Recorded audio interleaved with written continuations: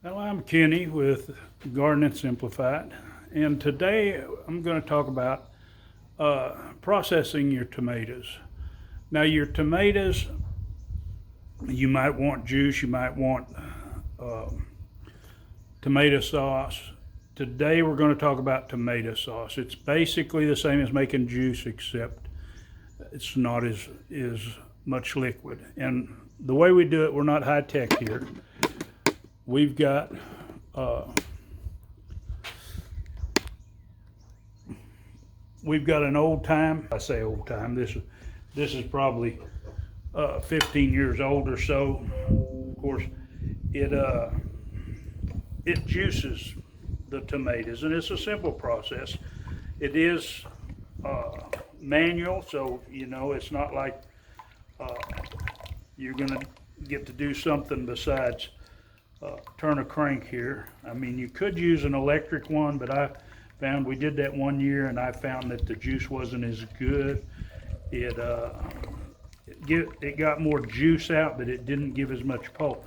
Now this does separate all the seeds, or pretty much all the seeds, as long as you don't let them overflow and come back down inside the trough there. But it's just a matter of slicing up your tomatoes.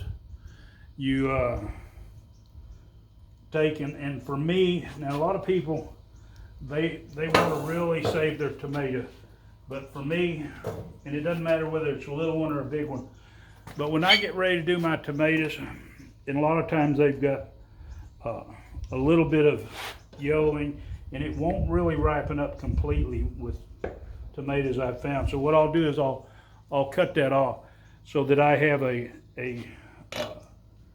good right. Now this could be riper, but the flavor's not going to change if I let it ripen up a little bit more. In fact, I might lose more of them due to, say, I got bruised whenever you were harvesting it or whatever. But like I say, don't worry about wasting a little tomato, because you'll find a lot of people, they just cut them up and they'll leave the top on them and stuff and all that green, and you'll find it'll start tasting more sour or more green. It won't have a real good rich tomatoey flavor. But anyway, I'm going to juice the rest of these up, and then we'll show the process. I have another bigger my stock pot that's already been juiced, and once I get this juice, we'll go in there and I'll show you a little bit more of the process. What we want to do is bring this juice that we juiced up to a boil, and now what we're going to do is we're going to turn this down and let it simmer for about 20 minutes, and then once it's simmered, we're going to let this cool down and kind of separate. This will speed up the process. While this is simmering, what we want to do, we'll stir it occasionally, make sure it's even temperature. But what I always do is I scoop off the foam off the top. This is the way it's always been done in the past with the way my family's processed, whether I'm processing juice or whether I'm processing for tomato sauce like I'm doing now. But I'll scoop all this off. Once it's off, it's not like this keeps developing. It's once you scoop it off, and then it'll take and be fine, and as far as it won't keep making this foam, it just makes this whenever it first starts to boil. But let's say we're gonna cook this for about 10-20 minutes. What we're wanting to do is kind of break it all down, and then we're going to let it settle and separate. When I do juice, I don't do that once it gets to this the stage where it cooks about 10 minutes, then I go ahead and process it up in the bottles. But whenever we're making sauce, we want it thicker, and so we don't need all that liquid. Now some people, and these aren't Romas or one of your Meteor tomatoes. If you were using a Meteor tomato, you would probably have a thicker sauce to start out with. But these are the variety I grew this year, and what'll happen is once this cooks a little bit here and then I shut it off and it cools down, it's gonna let the pulp and the heavier stuff settle out, and it's gonna put all the water on top. And once that water gets on top, it's really easy to just separate that off. You can kind of skim it off the top, and I'll show you that here in a little bit. I hate to disappoint you, but I changed my mind on letting the water settle. It was taking too long to cool down and settle out, so I went ahead and skimmed a little bit, but I went ahead and cooked it down. Now, depending on your tomato, there's a lot of people say cook off 40% of the water, or whatever. But depends on what type of tomato you're using, because when you're using a meaty tomato, you're going to have more pulp. You're going to have to less juice, and you're going to have to cook it down for a less amount of time. But you basically you want to cook it down till you see to where you start having a textured pulp there, so you get most of the water out, and you've got a fairly thick sauce. Now you can make it as thick as you want, just depending on how long you want to wait. Now what I've done, I went ahead and I've put some in the water bath.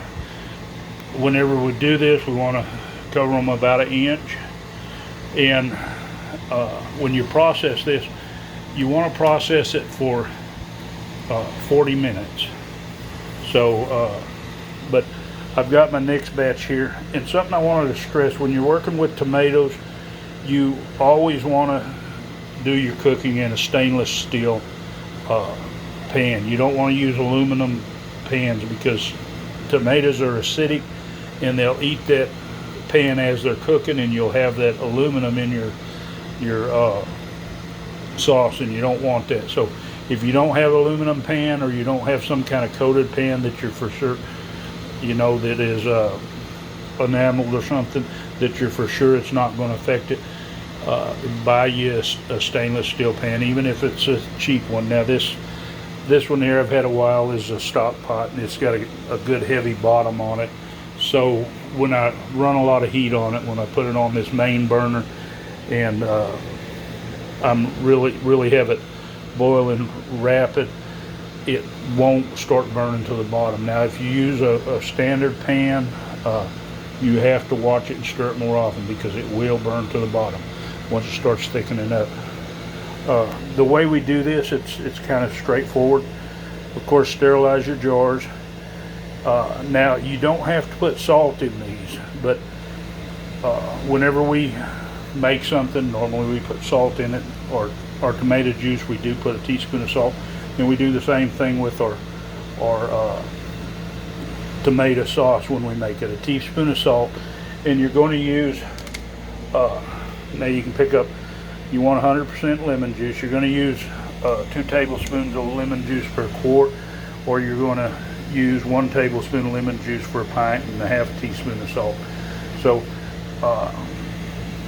and make sure you don't use iodinized salt or something. Get some Cannon salt and use that, or you could use, if you want, you could use some Himalayan salt, but I always use Cannon salt whenever I do my processing. But you want to have your jars sterilized. You want to have your rings, your caps ready to heat up right before you put this in here. You're going to fill your jar up pretty full, but remember, you've got to put 2 tablespoons of lemon juice in there, so leave it down a little bit, and then if you have to make up, but bring it up to a 1/2 inch from the top. Make sure that you use Cannon jars. Now these are all different kinds. Some of these are older, so They look different. And make sure they have a good lip, because some of these older jars, which we've got them from years and years, and I noticed one of my smoked cannon jars the other day, we went to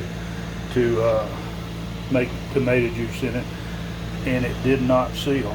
I believe it was tomato juice, but it did not seal. So what I did was I went ahead and refrigerate that. If it doesn't seal, refrigerate it and use it right away. But once I opened it, I checked, and it did have a little nick on the top of the jar. So make sure when you do these, make sure that your jar is good. Now, some of these older jars, and I've noticed when I look at the bottom of them, you might see an imperfection. Some of the old jars, the way the glass is made, but they still hold up good. But the main thing is make sure your seal area is good, because now we try to store most of our jars with a cap and ring on them. It keeps dirt and dust out of them, and it also keeps the top from getting damaged.